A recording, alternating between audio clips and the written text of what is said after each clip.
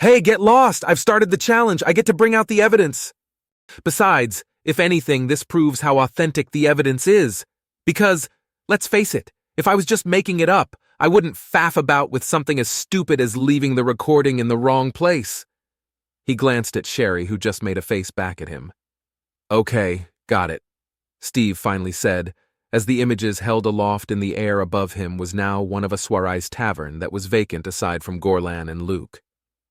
So you're sure it can't be traced back to me? Gorlan was saying. Luke had that same smug smile on his face that Steve was used to, his white and gold clothes as shiny as ever. Truest me. A mysterious illness that will claim your brother's life. Of course it'll never be tied back to you. Tragic, yes, but simply the way life goes sometimes, and in return I shall ask of you only a single favor. Luke smiled and spun his cane around in the recording of their meeting. And you shall have a favor from the next king of the Kasurian Isles. Gorlan extended his hand and then they shook before turned off the magic in the crystal and tucked it back into his pouch. Proof! The king had his brother killed and swore a favor to an evil spirit. Steve pointed at Gorlan as murmurs washed over the crowd. Gorlan gulped then and glanced around a moment before holding his hands out to try and quiet the crowd. I am a true and rightful king. I assure you, I shall have my own response to your claims. This shall be settled in the traditional methods. Trial of combat, I choose as my champion Arms Master Barrick. The king pushed something on the arm of his chair, and the massive door Steve had wanted Fenrina to break down earlier slowly rumbled open. A massive armored figure strode in as the crowd had to back away and part before him. See, I told you that would have looked more impressive, Steve hissed before focusing on the figure approaching them. He was quite massive, though Steve wasn't sure how much of that was simple his rather ornate and oddly bulbous armor, as if the human inside was made of muscles far larger than any human had the right to develop. He towered over Steve and was even taller than Fenrina, who was a good 7 feet tall herself, not counting her ears. The armor looked to be etched with runes and various Kasurian family crests, and he was carrying the longest, most obscenely large sword Steve had ever carried. Is that your weapon? When I saw you in the training yard, I just thought it was my eyes playing tricks on me. But why would you have such a stupidly large sword? Steve asked in surprise as he pointed at it being carried over the champion's shoulder. I am Arms Master Barrick. I am a pure-blood Kasurian, whose families and blood ties flow from this point through time and history itself to the founding of these great isles. I am he who was trained by champion Oralik, and my sword was crafted by 3 of the greatest swordsmiths of any age. The hilt was forged by Mastersmith Jarvel out of deep pearl and sun gold, the blade made of the purest sky iron by Mastersmith Northam, and these 2 parts were fused together by Mastersmith Quinnell to form a sword no normal man could ever wield, a sword that shall sunder the scales of dragons and utterly destroy any and all enemies of Kasuira. The crowd around them began to ooh and ah at the splendor and glory of the Arms Master right up until Steve laughed. What is it with you fancy sword people? Ooh, look at me! I'm so in love with my sword I lick it every night as a lover. Fancy Shamtsy, see this? He tugged his broadsword free of its sheath on his hip. This is my Gladius. It's mass-produced to spec for the Almarin legions. I have no idea who made it, but there's a stamp on it that says it's from... He squinted at the base of the blade. The pit, I think? There are many, many like it, but this one is mine. He waved it in the air for a moment as the Arms Master in his suit of armor just huffed and hefted the sword from one shoulder to the other. It looked to be even longer than he was tall, and Steve had no idea how he could move it at all. So you seek to challenge me with that pitiful little blade? So be it! The champion began to raise his sword off his shoulder, but Steve waved his free hand in the air. Wait, no. I'm not eligible for the trial of combat. I'm not of noble blood or whatever. He shook his head. So you forfeit? King Gorlan asked then with a hopeful edge to his voice. No, because she does qualify. Steve set his hand on Fenrina's shoulder. By ancient tradition and necessity, Kasurian laws state that chiefs of barbarian tribes from the northern wastes count as low nobles in the court unless otherwise noted. There was mumbling from the crowd before someone in the back called out, "He's right! The book says it counts even in the case of lycanthropes." As there were gasps once more, Steve wondered what wouldn't make the nobles gasp. Weren't they getting lightheaded by this point? "What's a lycanthrope?" Fenrina whispered to Steve as the nobles spoke. "A werewolf," Steve whispered back. "And I know you're not one, but you're close enough." "Very well. She does bear a runed sword," Gorlan muttered with disappointment as Fenrina then held up the old sword she'd found in the wastes. "Told you it would turn out to be special." Steve grinned and gave her back a pat. "Now remember, we've been over this sort of fight before. He's big and he's got a big fancy sword, but you remember your training?" She nodded as he asked that. "'Kay, then you're all set to whoop his ass." He nodded and then backed up. "Okay, everyone back the fuck up. Give them space. I think Captain Fancy Pants over there has a hell of a reach with that obscenity he calls a sword." Barrack let out some angry growling from inside his custom suit of armor. Once the nobles had cleared a space, Sherry and Larry stood off to the side with Steve, who watched Fenrina carefully. Barrack held up a hand and then started to speak. "I shall take this opportunity to smite the unworthy barbarian who stands before me. He kept rattling on as Steve called out, "Fenrina, the fight has started. You don't need to let him finish. Remember what I taught you about fighting douches with oversized weapons." When he called that out, Fenrina nodded and then wriggled for a moment as she tucked her sword and shield in close to her body and began to follow her training. "Roll!" she shouted as she jumped forward and rolled to the side.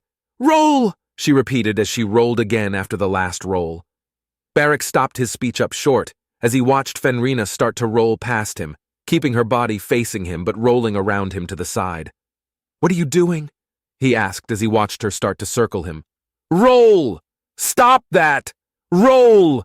Stop moving!"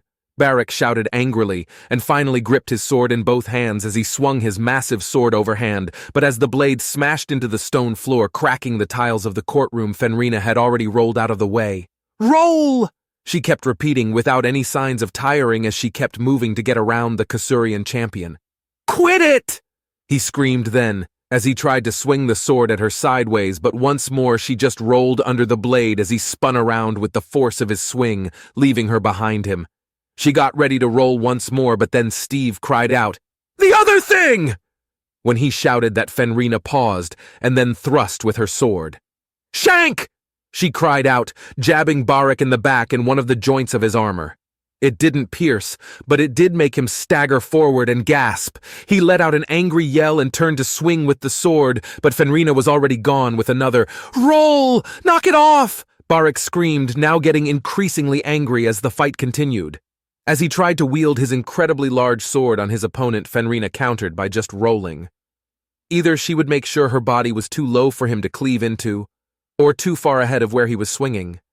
She would roll away from him, circle him, and then roll in for another jab at his back. "Shank!" she cried out with another successful stab as she poked the champion. "Stop moving and fight me!" Barrack was screaming now in frustration that Fenrina refused to duel him in the traditional Kasurian fashion. "We are fighting!" Fenrina mentioned before he swung at her, which prompted her to move. "Roll! This isn't how it's done!" he cried out and then paused, holding his sword before him as he watched her off to the side.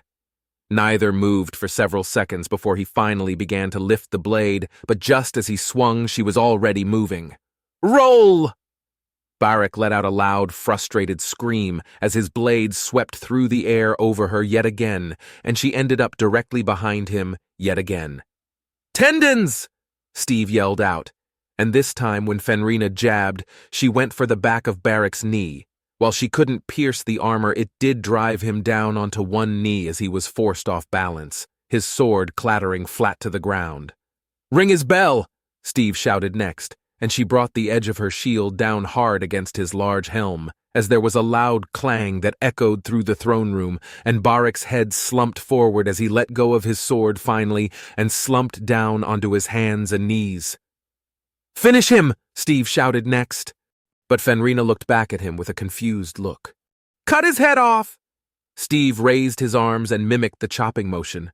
However, when Fenrina looked down at the crawling champion before her, she instead set her foot on his side, kicked him over, as he clanked and rolled on the floor with a heavy thump thanks to his massive suit of heavy armor.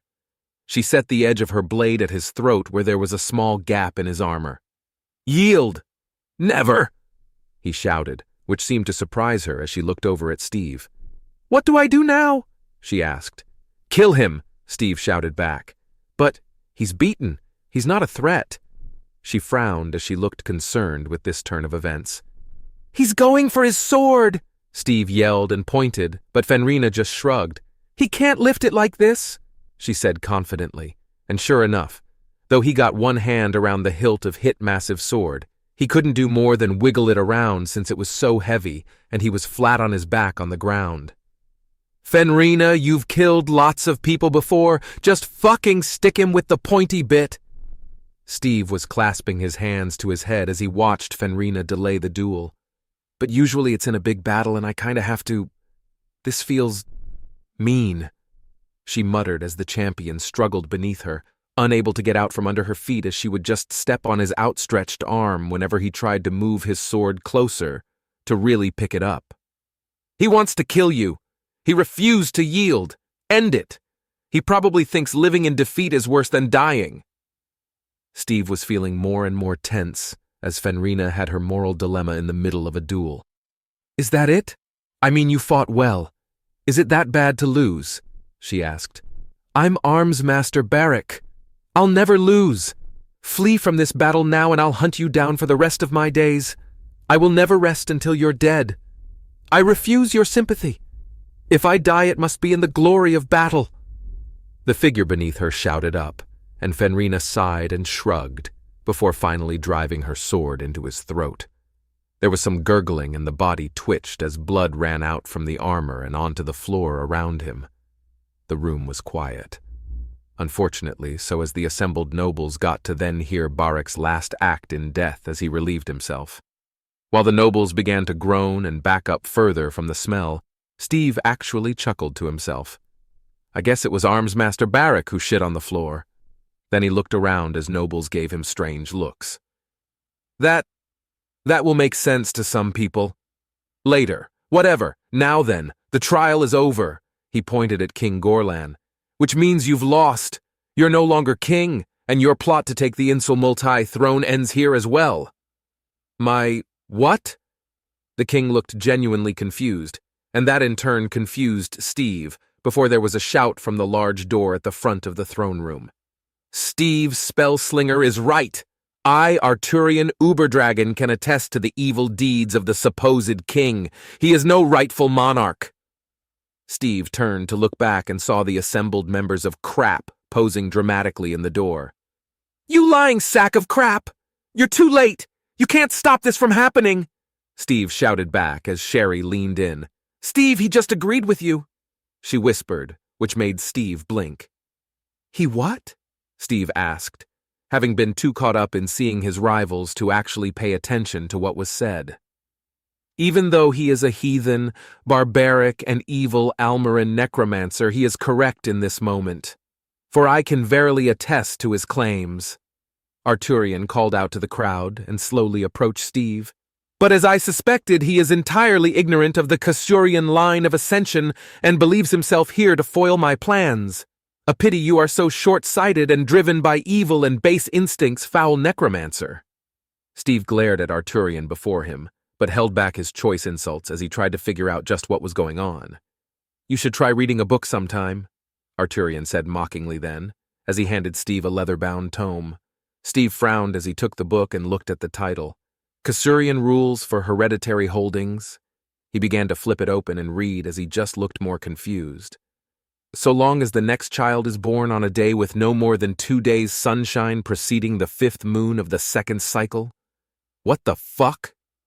He flipped a few more pages. If raised on the left side of a river, and in a noble's manner but not blind? The hells?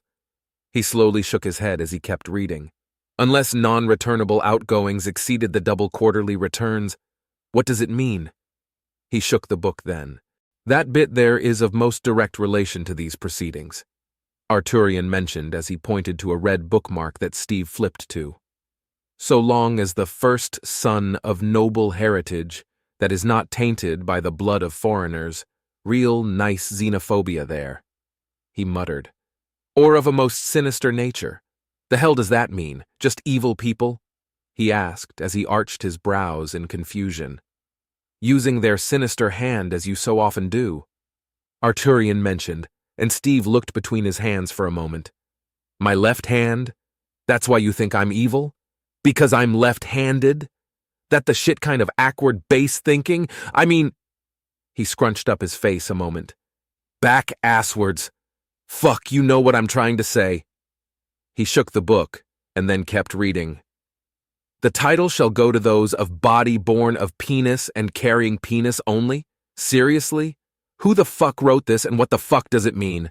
He asked as he tossed the book back at Arturian, who caught it with a smirk.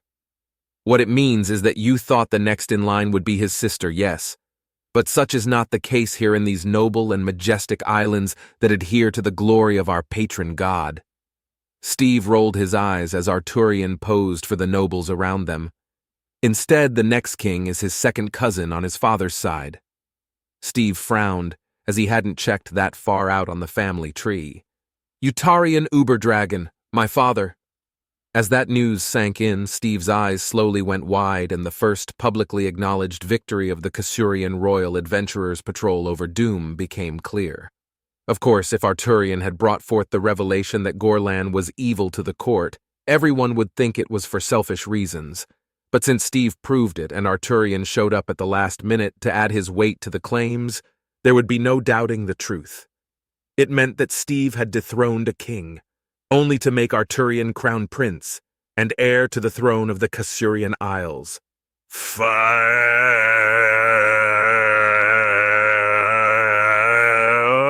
Steve had to take a breath, but took the moment to jab his middle finger into Arturian's face before the noble could swat his hand away. Fuck you! As my first act as crown prince, guards seize them! They're enemies of the crown! Arturian began to draw his sword then, but Steve grabbed him by the shoulders, leaned his head back and smashed the top of his head into Arturian's nose. There was a crunch, and the noble cried out as he staggered back, clutching his now bleeding nose. My nose, my perfect heroic nose, you bastard! Time for plan, get the fuck out of here! Steve called out, and Fenrina quickly ran back towards Steve, Sherry, and Larry. Steve and Sherry were booking it for the windows overlooking the river, and Larry just hunkered down as Fenrina picked him up, spinning around for a moment before hurling the dwarf through the closest window. Nobles were screaming and scattering as guards chased after them, and Garland quickly ran for one of the back exits, since no one was paying attention to him at the moment.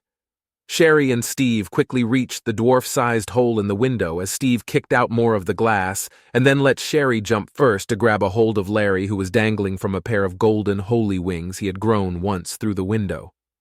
I will have my revenge, you fucker!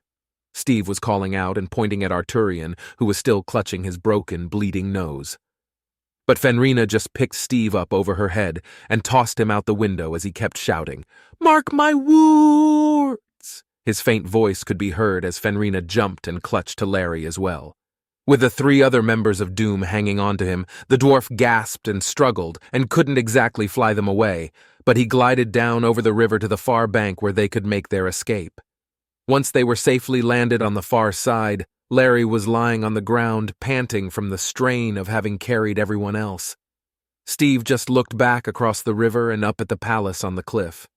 Well, that was good work all around, everyone. Larry, you especially. I didn't know you could carry all of us like that. Weight, limit, exceeded, heart, exploding. The dwarf wheezed out as he recovered. You seem less upset than I thought you would be, considering your reaction inside, Sherry mentioned. I just had to sell it, though this is far worse than I really expected. The fact is, I always had a feeling they were somehow fucking with me. This is why I've been slowly plotting my revenge ahead of time. He grinned. That crown thing? Sherry asked. Oh, that and lots of other things they'll be bringing out for the coronation of his father.